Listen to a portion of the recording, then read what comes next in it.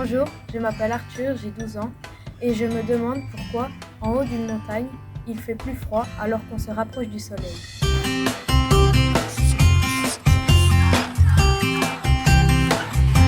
Peut-être que j'ai donné sur la film pour je sais pas.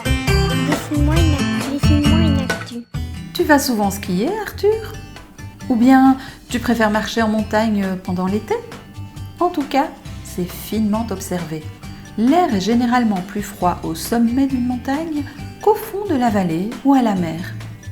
Il y a même des montagnes dont le sommet reste enneigé en permanence. La distance par rapport au soleil n'intervient pas, en fait. Le soleil se trouve à environ 150 millions de kilomètres de la Terre. Ce ne sont pas quelques milliers de mètres de différence qui vont changer quelque chose, même si tu es au sommet de la plus haute montagne du monde, l'Everest. Alors, que se passe-t-il?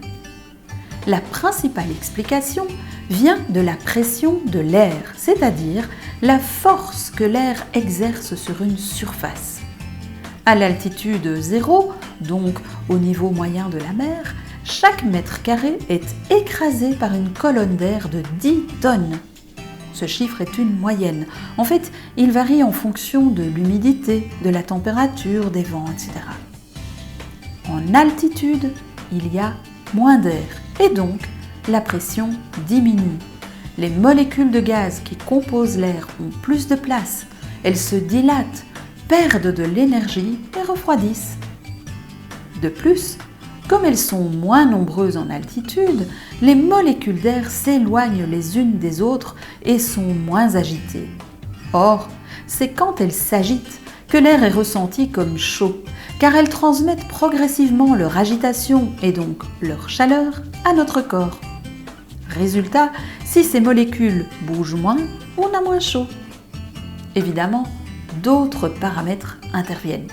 L'humidité de l'air, la présence de nuages, la pluie, la neige, la végétation, le type de sol. Mais sans tenir compte de tous ces éléments, on perd environ 1 degré quand on monte de 100 à 150 mètres.